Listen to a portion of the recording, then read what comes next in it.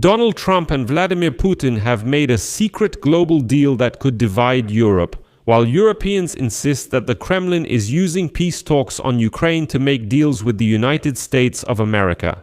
It has become known that the Americans are indeed discussing a new agreement with Russia on the North Atlantic Alliance, that is, NATO, behind closed doors. It may include huge concessions to Russia, up to the withdrawal of heavy weapons from countries that joined NATO after 1997. Against this backdrop, the Kremlin stated that when it comes to ending the war against Ukraine, it will not be satisfied with just territories. In particular, they hinted that the Americans might not be opposed to a partial rollback of NATO. At the same time, insiders report that the United States, under the leadership of Donald Trump, is pressuring NATO to reduce many overseas commitments. And no, in recent months, the states have also lobbied to prevent Ukraine and partners from the Indo-Pacific region from officially participating in the annual NATO summit, which will take place in Ankara this July. But it's also worth noting that at the same time, Europe is conducting large-scale military exercises in the Baltics without the participation of the United States, and Germany is the main initiator there. But in this episode, we will still focus on the information that the United States and Russia are holding separate closed negotiations about effectively restructuring NATO. My name is Alexei Pichi. Let's discuss this topic together. But before we start this episode, I ask you to subscribe to this channel, like the video, and leave your comment below. Also, subscribe to my Telegram channel, Pichi News. The link to it is in the description of this video. There, we publish breaking news as it comes in. So, the president of Ukraine, Volodymyr Zelensky, stated the other day that the Americans, and possibly some Europeans, are discussing a new agreement with Russia regarding NATO. He noted that it is important to him that the issue of Ukraine's possible NATO membership is discussed together with Kyiv. Quote, "It should be discussed not only with the Russians, but also with us, because this concerns our country, although they can do it without our participation.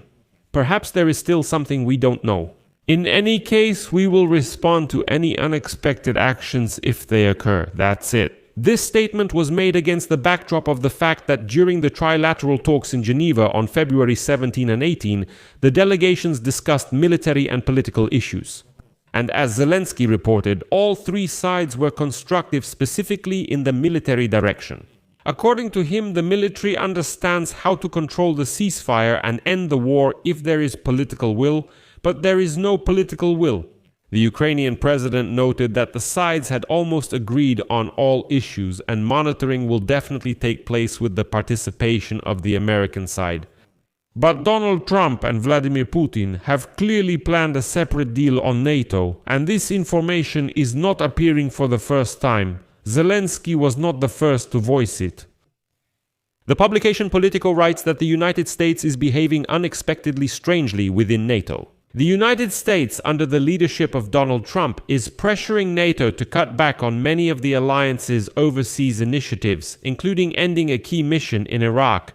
In recent months, the states have also been lobbying for a reduction of NATO's peacekeeping mission in Kosovo, and the exclusion of Ukraine and partners from the Indo-Pacific region from official participation in the alliance's annual summit, which will take place in Ankara this July. And here they will quote Politico, which echoes Zelensky's statement. This reflects the White House's desire to view NATO as a strictly Euro-Atlantic defense alliance and to reverse decades of expansion toward crisis management. Global partnerships and value-based initiatives that have long irritated the United States president and his Make America Great Again supporters. Under pressure from Washington, NATO may reduce missions that go beyond the alliance's core tasks of defense and deterrence. Such a campaign could lead to a rapid reduction of NATO activities in former alliance military mission zones, as well as the exclusion of some countries, particularly Ukraine and Australia, from official summit meetings this summer. And just think about that. NATO has acknowledged that the Americans are directly demanding that allies never again invite Ukraine to official meetings during the NATO summit. Moreover, NATO staff have also suggested cancelling the public forum this year, where country leaders, defense experts, officials, journalists, and so on usually meet, to publicly send signals to opponents, to announce what the strategy is, to announce who the main enemy is, and so on and so on. As a result, it looks like NATO doesn't want to attract any extra attention. They say, let's make it a closed club, discuss things, and then go our separate ways. At the same time, NATO supports an advisory mission aimed at strengthening Iraq's security forces and preventing the return of Islamic State of Iraq and Syria. This NATO operation was launched during Donald Trump's first term in 2018 and has been expanded several times, with further expansion since 2021 at Baghdad's request. And according to diplomats, Washington has now asked its allies to end the NATO mission as early as September and withdraw from Iraq. As stated by the White House, this is part of Trump's commitment to end endless wars. Let me remind you, it was Trump who gave the order to withdraw American troops from Afghanistan, but then he simply scrapped the entire project. We remember very well how the story with Afghanistan ended and how the blame fell on Joe Biden. Now Trump says, let's just get the heck out of Iraq and let them sort things out themselves. In addition, the United States has also announced its intention to reduce NATO forces in Kosovo, the so-called Kosovo forces, which is causing even more concern among European allies. Let me remind you, the international peacekeeping mission sanctioned by the United Nations, which began its work in 1999 after the Yugoslav troops, currently consists of about 4,500 military personnel. And now it is holding back forces from conflict between Kosovo and Serbia. And now the Americans are saying, let's withdraw these forces from there and let them sort things out themselves. And don't forget that since returning to the White House last year, Trump has sharply reduced United States commitments abroad, withdrawn some troops from Europe, and handed over part of NATO's top command to the Europeans, aiming to reorient his foreign policy. And against this backdrop, the Russian Foreign Ministry stated that Russia will demand NATO to legally formalize the principle of non-expansion. And this indicates that the Kremlin, when it comes to ending the war against Ukraine, will not be satisfied with just territories. These ultimatums are equivalent to the destruction of the alliance, as they include demands to withdraw forces and systems from countries that joined the organization after 1997.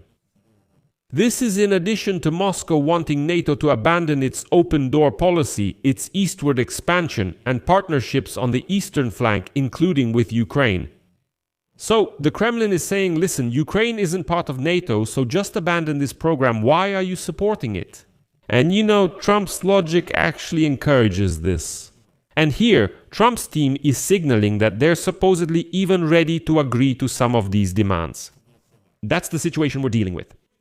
So friends, I'll leave it at that for now. Share your opinions and conclusions in the comments below this episode, subscribe to the channel, and don't forget to like if you found this episode interesting and helpful. You can support our YouTube channel financially with your donation or a paid sponsorship subscription using the links and details in the description of this video. I would appreciate any support from you. That's all for now. Take care of yourselves. Goodbye, everyone.